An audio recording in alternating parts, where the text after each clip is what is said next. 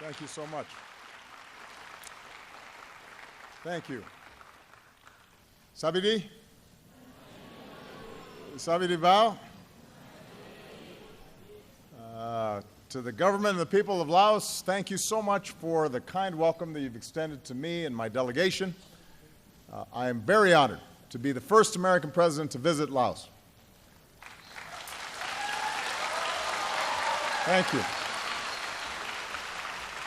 Now, I am told that this hall is where you come together for the National Singing Contest, and I know that you celebrate your musical traditions, including Kaplum, but I'm not going to sing today, so you should not worry. As you host leaders from across Southeast Asia and beyond, I do want to thank Laos for your leadership as this year's chair of ASEAN. Today, the eyes of the world are on Laos. And I know that that may be a little unusual because Laos is a small nation next to larger neighbors. And as a result, too often the richness of your culture has not been fully appreciated. And that's why, as part of my visit, I'm grateful for the opportunity to know Laos better and to help share your story with the world.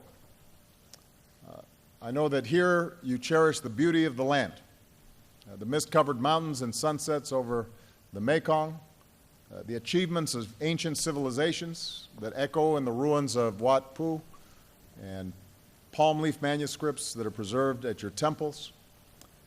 Tomorrow, I'll experience some of this heritage myself when I visit Luang Prabang. I only regret that I know this is called the land of a million elephants, but Secret Service will not let me ride an elephant. But maybe I'll come back when I'm no longer president. But in countless stupas and in your daily lives, we see the strength that draws so many of you from your Buddhist faith, a faith that tells you that you have a moral duty to each other, to live with kindness and honesty, and that we can help end suffering if we embrace the right mindset and the right actions.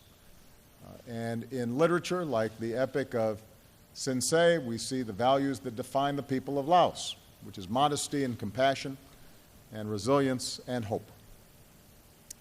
At our luncheon today, I was treated to the best of Lao culture and cuisine, including khao niya. I did not get any beer Lao, but I will try some later, maybe this evening. And in all of you here today, and especially the young people of Laos, we see the diversity that is the strength of this nation. You have Lao and Khmer Mu and Hmong, and a tapestry of proud ethnic groups and indigenous peoples. So you are truly a people of the heart, and I thank you for welcoming me with such generosity. You're Nam Jai. I realize that having a U.S. president in Laos would have once been unimaginable. 6 decades ago, this country fell into civil war, and as the fighting raged next door in Vietnam, your neighbors and foreign powers, including the United States, intervened here. As a result of that conflict and its aftermath, many people fled or were driven from their homes. At the time, the U.S. government did not acknowledge America's role. It was a secret war. And for years, the American people did not know. Even now, many Americans are not fully aware of this chapter in our history, and it's important that we remember today.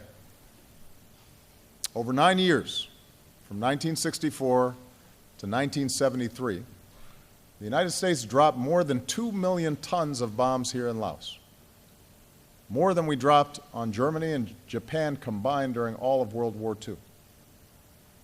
It made Laos per person the most heavily bombed country in history. As one Laotian said, the bombs fell like rain.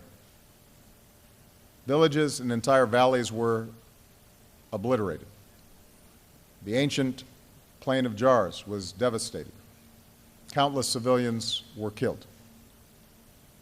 And that conflict was another reminder that whatever the cause, whatever our intentions, war inflicts a terrible toll, especially on innocent men, women, children. Today I stand with you in acknowledging the suffering and sacrifices on all sides of that conflict. And from the anguish of war, there came an unlikely bond between our two peoples. Today, the United States is home to many proud Laotian Americans. Many have made a hard journey through refugee camps and relocation, building new lives in a new country. And even as they've become Americans, they've held on to their Lao heritage, worshiping in their temples, honoring their elders, dancing the Lam Byung. Even now, they remember a beloved song that if we depart from our homeland and flee far away from her, we will always have you as our true friend as long as we live. And as a new generation has come of age, more Laotian Americans have made the journey here to their ancestral homeland. Said one of them, who was born in Vientiane, "Our heart and home have always been in Laos." And this spirit of reconciliation is what brings me here today. Our two governments will continue to have differences. That's true with many nations. As we do around the world, the United States will continue to speak up on behalf of what we consider universal human rights, including the rights of the people of Laos to express yourselves freely and decide your own future. Yet even as our governments deal candidly with our differences, I believe, as we have shown from Cuba to Burma to Vietnam, the best way to deliver progress for all of our peoples is by closer cooperation between our countries. And that's why today, the United States and Laos have agreed to a new comprehensive partnership to guide and deepen our relationship for years to come. Our partnership recognizes that the Lao People's Democratic Republic is an independent, sovereign nation. The United States does not seek to impose our will on Laos. Rather, we seek a relationship based on mutual respect, including respect for your independence and your sovereignty. Our new partnership will continue to deal with the painful legacy of war. And on behalf of the American people, especially our veterans and military families, I thank the government and the people of Laos for your humanitarian cooperation as we've worked together to account for Americans missing in action.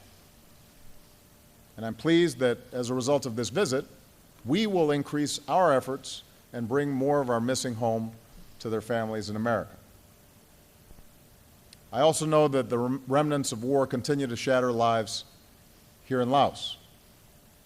Many of the bombs that were dropped were never exploded. Over the years, thousands of Laotians have been killed or injured. Farmers tending their fields, children playing. The wounds, a missing leg or arm, last a lifetime. And that's why, as president, I've dramatically increased our funding to help remove these unexploded bombs. As a result, Laos is clearing more bombs, fewer Laotians are being hurt or killed, and together we are saving lives. But there is still much more work to do. So today I'm proud to announce a historic increase in these efforts. The United States will double our annual funding to $90 million over the next 3 years to help Laos expand its work.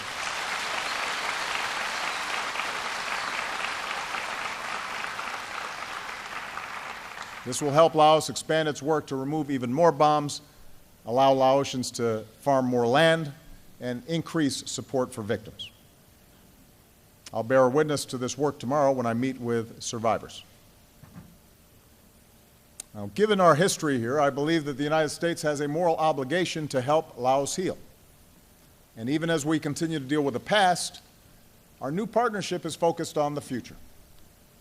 We want to be your partners as you invest in the well-being of your people and especially your children. I believe that when any child anywhere goes hungry, when their growth is stunted, that's a profound injustice. So we're joining with Laos to promote nutrition and bring more healthy meals to children in school so they can grow strong, focus in class, and realize their full potential. We want to be your partner in improving education. I'm told that there's a saying here, a tray full of silver is not worth a mine full of knowledge. So we'll help more children learn how to read. We'll bring more American teachers here to help teach English and more Lao teachers to America to strengthen their English. And I'm proud to announce that an initiative that's very important to me and to my wife Michelle, an initiative called Let Girls Learn, is coming to Laos and Nepal.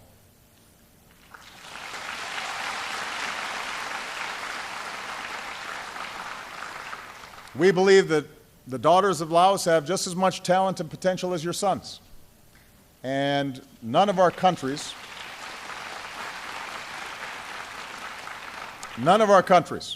anywhere in the world can truly succeed unless our girls and our women have every opportunity to succeed, the same opportunities as boys and men do.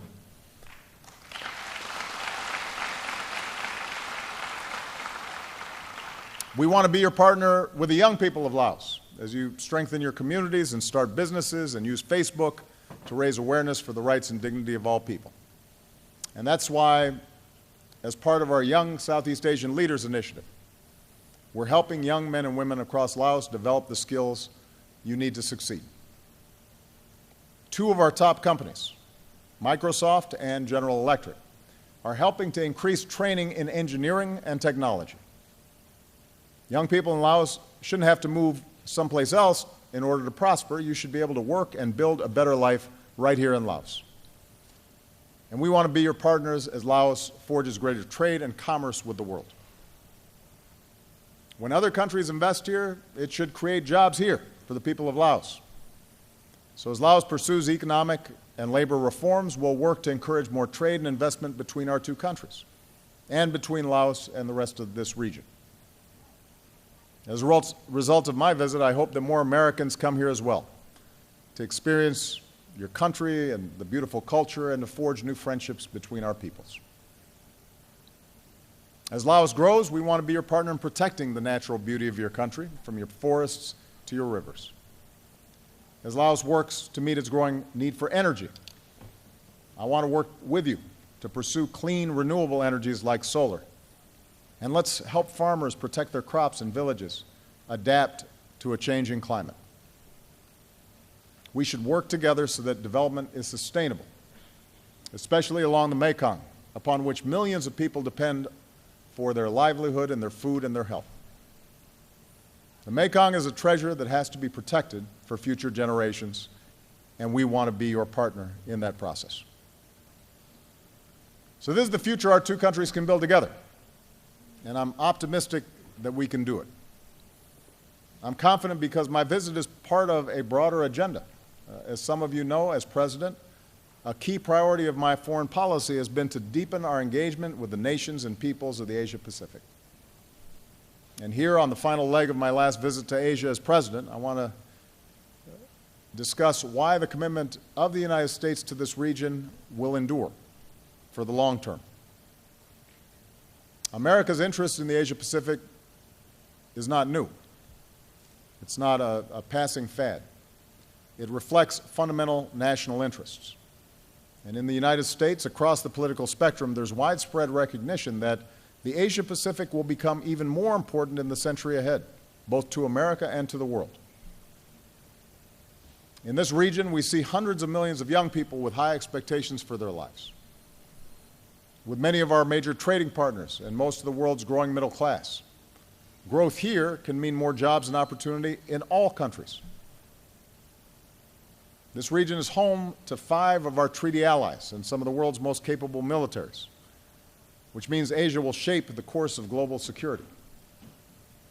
And this region is home to more than half of humanity, Asian nations, developing and developed, who will be essential in the fight against challenges like climate change. So for all these reasons, I've worked to rebalance our foreign policy so the United States is playing a larger and long-term role in the Asia-Pacific region. We've strengthened our alliances. With our new defense guidelines, Japan and the United States will do even more together to uphold regional security. We've expanded our collaboration with the Republic of Korea, including on missile defense to counter North Korean threats. Today, I'll be meeting with President Park to reaffirm our unbreakable alliance and to insist that the international community remain united so that North Korea understands that its provocations will only continue to deepen its isolation. With our U.S. Marines now rotating through Australia, we can respond even faster to regional challenges. And with our new access agreement with the Philippines, our militaries are closer than they've been in decades. To keep the peace and deter aggression, we've deployed more of our most advanced military capabilities to the region, including ships and aircraft to Singapore. And by the end of the decade, a majority of our Navy and Air Force fleets will be based out of the Pacific. And our allies and partners are collaborating more with each other as well. So our alliances and defense capabilities in the Asia-Pacific are as strong as they've ever been. We've also forged deeper ties with emerging economies and emerging powers. With Indonesia and Malaysia, we're promoting entrepreneurship. We're opposing violent extremism, and we're addressing environmental degradation. With my recent visit to Hanoi and Ho Chi Minh City, we've shown our commitment to fully normalizing our relationship with Vietnam. We've elevated our ties with India across the board, and we welcome India's growing role in the Asia-Pacific. We've deepened our cooperation with regional institutions, especially here in Southeast Asia. And as part of our new strategic partnership with ASEAN, we've agreed to key principles, including that ASEAN will remain central to peace, prosperity, and progress in the Asia-Pacific. The United States is now part of the East Asia Summit, and together we've made it the leading forum in the region for addressing political and security challenges, including maritime security. We've increased the trade and investment that create jobs and opportunity on both sides of the Pacific. Since I took office, we boosted U.S. exports to the Asia-Pacific by 50%. Our Young Leaders Initiative is helping more than 100,000 young men and women across this region start new companies and ventures. So we're connecting entrepreneurs and investors and businesses in America and in ASEAN with each other. And thanks to our sustained leadership, 12 of our nations have come together in the Trans-Pacific Partnership to establish the rules of trade for nearly 40% of the global economy. We've also stood with citizens on behalf of democracy and human rights. We've expanded our support for civil society groups and open government. We saw another democratic election and transition in Indonesia. And as the first U.S. president to visit Myanmar, I'm proud that the United States encouraged and now is supporting a historic transition toward democracy. And I look forward to welcoming State Councilor Aung San Suu Kyi to the White House next week as we stand with the people of Myanmar in their journey towards pluralism and peace. And alongside all these efforts, we've worked to build a constructive relationship with China. Our two governments continue to have serious differences in important areas. The United States will remain unwavering in our support for universal human rights, but at the same time, we've shown that we can work together to advance mutual interests. The United States and China are engaged across more areas than ever before, from preventing Iran from obtaining a nuclear weapon to our shared commitment to denuclearizing the Korean Peninsula, to our historic leadership together on climate change. So I will say it again, the United States welcomes the rise of a China that is peaceful and stable and prosperous and a responsible player in global affairs, because we believe that that will benefit all of us. In other words, the United States is more deeply engaged across the Asia-Pacific than we have been in decades. Our position is stronger, and we've sent a clear message that as a Pacific nation, we're here to stay. In good times and bad, you can count on the United States of America. And the question going forward is, what will the future hold for this region?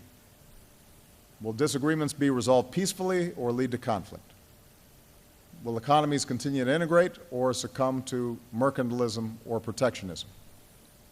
Will human dignity be upheld or will it be denied? Will the international rules and norms that have enabled progress in this region be maintained or will they erode? So with the time I have left, allow me to share our vision, the values that guide us, and the future we're working toward. Our basic principles for peace and progress here in this region, including Laos and across the Asia-Pacific. First, we believe that all nations and peoples deserve to live in security and peace. We believe that the sovereignty and territorial integrity of every nation must be upheld. And we believe that every nation matters, no matter their size. We believe that bigger nations should not dictate to smaller nations, and that all nations should play by the same rules. America's treaty allies must know our commitment to your defense is a solemn obligation that will never waver. And across the region, including in the East and South China Seas, the United States will continue to fly and sail and operate wherever international law allows and support the right of all countries to do the same. We will stand with our allies and partners in upholding fundamental interests, among them freedom of navigation and overflight, lawful commerce that's not impeded, and peaceful resolution of disputes. That's the security that we seek. We also believe that just as nations have rights, nations also have responsibilities, including the responsibility to work together to address problems no nation can solve alone. So many of today's threats transcend borders, and every country has a role to play. We will have to cooperate better together to stop terrorist attacks and to prevent the spread of the world's most dangerous weapons. We will have to work together to avoid the worst effects of climate change. We have to work together to stop the horror of human trafficking and end the outrage of modern-day slavery. These are areas where we seek deeper cooperation. We believe in prosperity that is shared and that reduces poverty and inequality by lifting up the many and not just a few wealthy people at the top. Rather than simply extracting another country's natural resources, we believe development has to invest in people, in their education, and in their skills. We believe that trade should be free and truly fair, and that workers and the environment should be protected. We believe that government should not conduct or knowingly support cyber-enabled theft of intellectual property for commercial gain. And we believe that there needs to be good governance, because people should not have to pay a bribe to start a business or sell their goods. And that's the kind of development and the kind of trade that we seek. That's why the Trans-Pacific Partnership is so important, not only because TPP countries, including the United States, will be able to sell more goods to each other, but it also has important strategic benefits. TPP is a core pillar of America's rebalance to the Asia-Pacific, and the trade and the growth it supports will reinforce America's security alliances and regional partnerships. It will build greater integration and trust across this region. And I have said before, and I will say again, failure to move ahead with TPP would not just have economic consequences, but would call into question America's leadership in this vital region. So, as difficult as the politics are back home, I will continue to push hard on the U.S. Congress to approve TPP before I leave office, because I think it is important for this entire region and it is important for the United States. I believe that nations are stronger and more successful when they uphold human rights. We speak out for these rights not because we think our own country is perfect, no nation is, but not because we think every country should do as we do, because each nation has to follow its own path. But we will speak up on behalf of human rights because we believe they are the birthright of every human being. And we know that democracy can flourish in Asia because we've seen it thrive, from Japan and South Korea to Taiwan. Across this region, we see citizens reaching to shape their own futures. And freedom of speech and assembly and the right to organize peacefully in civil society without harassment or fear of arrest or disappearing, we think makes a country stronger. A free press that can expose abuse and injustice makes a country stronger. And access to information and an open internet where people can learn and share ideas makes a country stronger. An independent judiciary that upholds the rule of law, and free and fair elections so that citizens can choose their own leaders. These are all the rights that we seek for all people. We believe that societies are more stable and just when they recognize the inherent dignity of every human being. The dignity of being able to live and pray as you choose, so that Muslims know they are a part of Myanmar's future. And Christians and Buddhists have the right to worship freely in China. The dignity of being treated equally under the law, so that no matter where you come from, or who you love, or what you look like, you are respected. And the dignity of a healthy life, because no child should ever die from hunger or a mosquito bite or the poison of dirty water. This is the justice that we seek in the world. And finally, we believe that the ties between our nations must be rooted in friendship and trust between our peoples. I think of several Laotian Americans whose families came to the United States as refugees.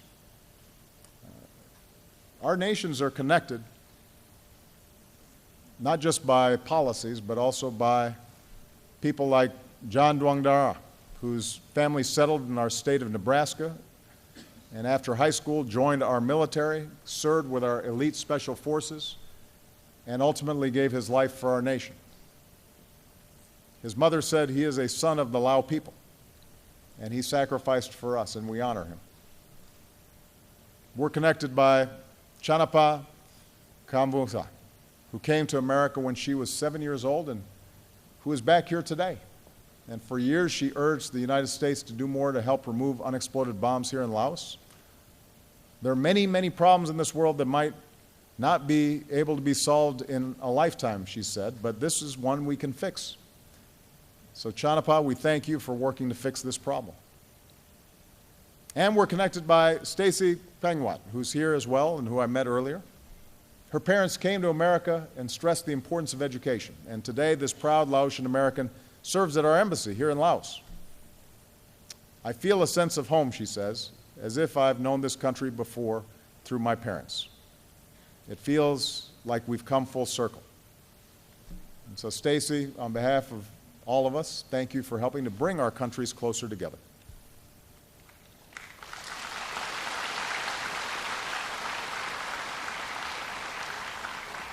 So these are the values that guide us. And this is the partnership that America offers here in Laos and across the Asia Pacific. Respect for your sovereignty, security and peace through cooperation, investment in the health of children, education for students, support for entrepreneurs, development and trade that creates jobs for all of us and protects our environment, a commitment to rights and dignity that is born out of our common humanity. This is our vision. This is the future we can realize together. And based on my visit to Laos and the proud work of the past 8 years, I believe that Americans and the peoples of the Asia Pacific will be able to say to each other, as the song goes, "We will always have you as our true friend as long as we live." Khop Jai Lai Lai. Thank you very much.